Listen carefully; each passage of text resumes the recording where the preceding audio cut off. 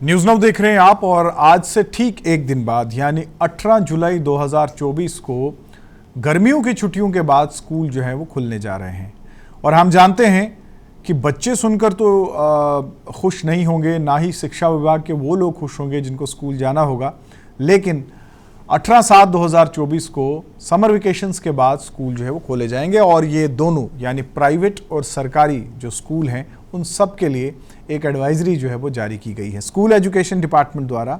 Cleanness drive को लेकर जो है वो एडवाइजरी जारी की गई है और ठीक 18 जुलाई 2024 को यानी जो स्कूल का पहला दिन होगा उस दिन ये एडवाइजरी जो है वो फॉलो की जाएगी। यूं तो ये एडवाइजरी आगे भी फॉलो करनी है, लेकिन 18 तारीख को ये दिन जो है वो फिक्स किया गया है ताकि आप अपने स्कूल की साफ सफाई जो है वो करवा सकें। अब सबसे पहले इस एडवाइजरी के जरिए चीफ एजुकेशन ऑफिसर्स, इसके अलावा जोनल एजुकेशन ऑफिसर्स और हेड ऑफ द इंस्टीट्यूशंस जो है उनको ये कहा गया है कि एडवाइजरी के जरिए आपने इन चीज़ों का ख्याल रखना है और 18 तारीख को आपने अपने स्कूल की साफ सफाई करनी है। सबसे पहले फोकस है क्लीननेस के ऊपर। आपके स्कूल की जितने भी क्लासरूम्स हैं, कॉरिडोर्स हैं या फिर कॉमन एरियाज़ हैं जो बच्चे यूज़ करते हैं या फिर आपका स्टाफ यूज़ करता है, उन सब की साफ सफाई जो है वो आपको करनी होगी। देखिए, घर भी बंद रहे तो उसके बाद जब आपको घर में दाखिल होना होता है तो आप घर की सफाई जो है वो यकीनन करते हैं। और ठीक तकरीबन 40 से 45 दिन की छुट्टी करने के बाद जब स्कूल्स को जो है वो दोबारा खोला जाएगा तो ऐसे में सफाई करना जो है वो ज़रूरी हो जाता है। और अक्सर हमने देखा है कि बहुत सारे इश्यूज़ बन जाते हैं, जैसे सांप, बिच्छू वगैरह, ये सब जो है वो क्लासरूम में, स्कूल्स में या वो अनअटेंडेड एरियाज़ जहाँ पे लोगों की तवज्जो नहीं जाती है उन पर जाते हैं। और ऐसे में जो एडवाइजरी जारी की गई है, मुझे लगता है कि एक बहुत अच्छी एडवाइजरी है और अब सभी स्कूल्स को, चाहे प्राइवेट स्कूल्स हैं या फिर सरकारी स्कूल्स हैं, उनको इस एडवाइजरी को जो है फॉलो करना चाहिए। दूसरा पॉइंट इसमें है टॉयलेट्स को लेकर। स्कूल के टॉयलेट्स जो है वो साफ़ सुथरे होने चाहिए। घरों में अगर आप अपने बच्चों को अच्छे टॉयलेट्स देते हैं, साफ़ सुथरे टॉयलेट्स देते हैं, और ऐसे में जब हमारे बच्चे स्कूल जाते हैं और दिन का ज़्यादातर समय वो स्कूल में बिताते हैं, तो ऐसे में स्कूलों में टॉयलेट्स जो है वो साफ़ सुथरे होने चाहिए, उनका हाइजीन लेवल जो है वो अच्छा होना चाहिए, उनकी मेंटेनेंस जो है वो अच्छी होनी चाहिए। और ख़ासकर प्राइवेट स्कूल्स के लिए मैं कहूँगा जो बहुत ज़्यादा ट्यूशन फीस भी लेते हैं, उनको भी अपने टॉयलेट्स के ऊपर जो है वो तवज्जो देनी चाहिए।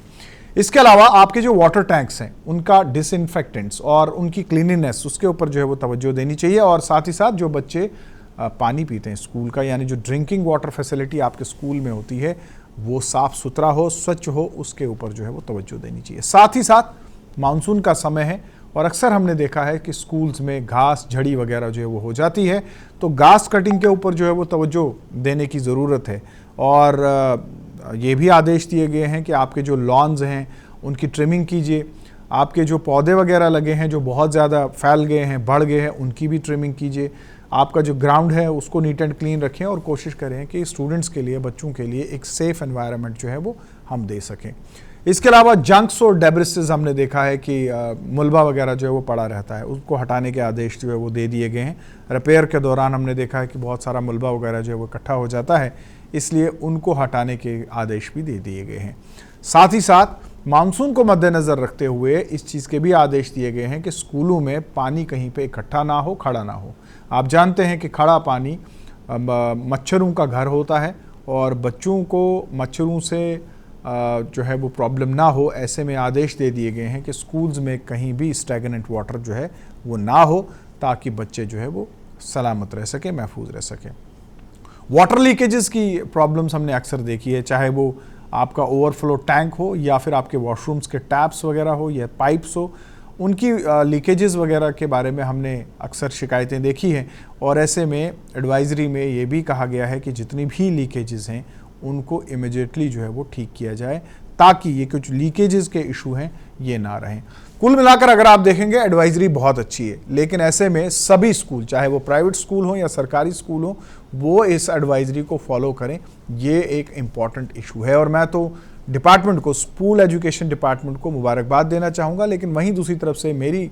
उनसे ये भी गुहार है कि आप मीडिया के लिए स्कूल के द्वार जो है वो खुले छोड़ दें, ताकि एक ऑडिट किया जा सके आपकी एडवाइजरी का कि आपने जो एडवाइजरी जारी की है उस एडवाइजरी के तहत क्या